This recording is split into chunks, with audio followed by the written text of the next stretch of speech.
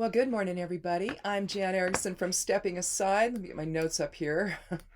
And welcome to Esoteric Influences for the 20th day of August, 2020. Well, it's weird. We have an 8, a 20, and a 2020, so that's an interesting pattern. Um, we're going to choose harmony over conflict as we understand the cause and effect nature of what we've all been experiencing today. Apply balanced reason to the current situation at hand.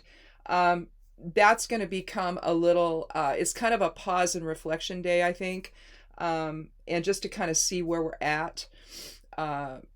Lots of changes, both with lots of changes have been going on with respect to the virus, going back to school, the election, all of those things, what we're willing to deal with, what we're not, those kinds of things and we're trying to figure it all out. And sometimes it makes sense to just do a pause and reflection, just to kind of see where you're at and take stock and see if anything needs to be reevaluated. So that's kind of going to be, a running theme today.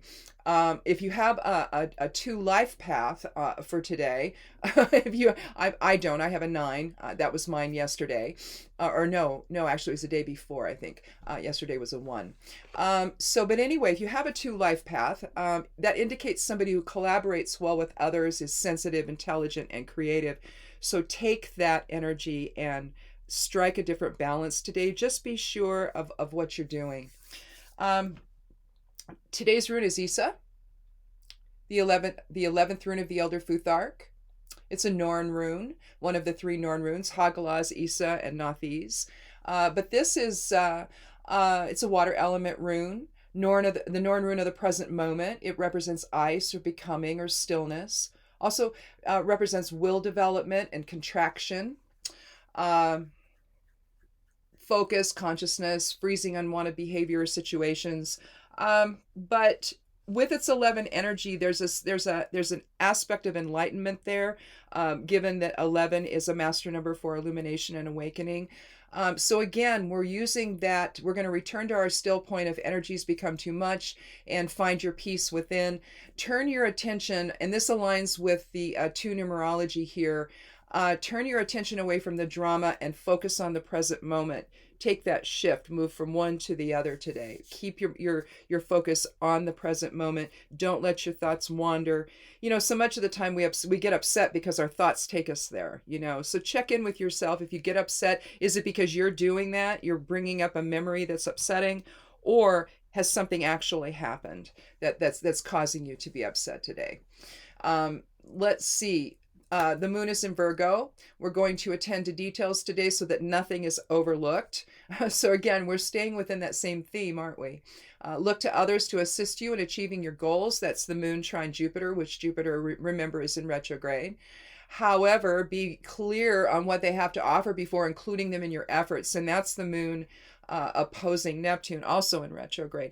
Lots of inner stuff going on right now. We've got like 8 planetary bodies in retrograde, and so everything turns inward. At least we don't have Mercury mucking up, the electronics or anything. But basically, everything is reflected inward right now. So take this time, because it's going to pay off later on. So human design stuff today, as the things tend to stay in the same spot. The north and south nodes of the moon tend to stay in one spot for a while, as do the outer planets. So they don't move a lot. The moon moves every 2 hours, moves a gate and maybe even a line every 2 hours. So that's moving all the time throughout the day. So a little ups and downs, but right now the north and south nodes of the moon have moved today to a different gate and line. Let's see. I think that we're still looking at a reflective moment here where we understand the quality of restraint, but we've moved with the north node to the line, the pragmatist, so someone who's practical. That's shifting from metamorphosis and great change, but still, this is a transformation that's found in retreat. Also, the south node at gate 11, still peace, but it permits assessment before renewed action. And so right now we're looking at which one are we at? Well, I don't have it in this one. I think it's the philanthropist, but I'm not sure. Or maybe it's still adaptability. I'll have to go and look. It doesn't really matter at this point, though. We're still going to, it's still counseling reflection over action. I have another set of notes. Let me just get them out here really quick and be sure what gate that went to. This new mouse is odd. I have to just sort of use it. I have to scroll funny with it. It's weird. Yeah, the philanthropist, selfless humanitarian. Yeah, that's what it is. But the idea of selflessness is that we are taking this time. In other words, we're not feeling like we need to assert ourselves. I guess that's what I'm trying to say. Sometimes we jump into the fray and all of that, but that's not really what's going on. We're finding a different balance here today. And so the North and South Nodes counsel reflection over action. Use this time to craft a more direct approach to solving problems. Much is happening, and the pace at which many have been functioning really is unsustainable. Again, too much forward motion. At times you're just going to have to redefine boundaries as well as perceptions, and I think that's what this energy is going to be for you today. The goal, well, for all of us today, the goal remains to overcome the challenge of oppressive authoritarianism, so take the time necessary to reach a positive outcome here. You know, we can see a goal and just head for it, or we can stop along the way and reevaluate and make sure, in fact, we're on the right path, or does it need a little tweaking? And I think that that's kind of where we all are right now. We're trying to find our way through a lot of weird information. The Senate Intel report came out, which, I mean, you know, if we just would have had that to begin with, if we would have had the counter intel report to begin with, you know, I think that we would have been a lot more clear, much more clear than we were with the other stuff about what happened during the 2016 election and what continues to happen to this day. And so I think that you're looking at things being broken down before our eyes. It's not comfortable. And so, you know, with the federal government wanting you to send your kids back to school, I realize, you know, it's one thing if you choose to homeschool your kids, but when you there's a raven's feather I just found. It's one thing if you choose to homeschool your kids, but when you're forced into it, you know, it's difficult when you have to work. If you can work from home, you still are having to deal with facilitating their education. And if they're not older doing this, you really have to have a more hands-on approach with the little ones. But even with them, you know, you can give them assignments, you can give them different things to focus on, and they can learn. And learning does not have to take the same form as it does in public school. I can tell you that. We did not well, some of it we did. I mean, yeah, they did certain things, but because they were college bound. But at the same time, they had the freedom to explore and learn the kinds of things that they were interested in. And so we spent a lot of time and money trying to figure out, okay, what are you interested in?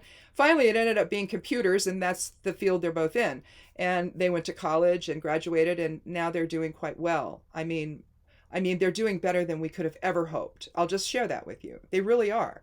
Even now, even during the pandemic. So it's possible. And I just want people to understand that, yeah, it can be a little weird at first, a little scary, but once you get into the mode and once you get into the swing of things, homeschooling is just, I don't know, you know, I mean, for me to be able to have that opportunity to see my kids take the bull by the horns and learn and follow their interests, and sure, I'm guiding them because they were college bound, so there are certain things they had to do, but beyond that, to watch them grow and become, this is a time for family. It's a time for getting to know one another again and being part of each other's lives in a way that maybe we haven't before. Maybe it's guiding us along a different path, at least maybe mindset wise. Maybe when they do finally are able to go back to school, when it's safe, then to do so, then maybe we stay more involved with our kids' education. I know some parents do, but maybe education takes on a different form. We learn that learning doesn't have to be fit into these little tiny boxes and it must be this way. No, no. You have a whole lot more flexibility than you realize. And you discover that when you homeschool. So, if at all possible, make that I realize what's being imposed on people right now, distance learning. If you're lucky, then it is. And find your way through that and see if it can enrich your lives. So whether you continue it on after this is all over with, or the kids go back to school, or maybe it's a little bit different experience. Hopefully we're all blessed by this and empowered in the future. So again, I guess that's it. I'm going to go ahead and watch this and then go do the Somewhat Daily Tarot and Rune video. Check them both out. They'll be on the side panel of my blog at imsteppingaside.com. And yes, it's a witch and herbalism blog. Don't be afraid. It's not, don't worry. It's fine. So anyway, you'll find lots of fun things there. So have a wonderful day and be good to yourself. Be good to one another. Wear a mask if you go out. Please, please, please. And blessed be.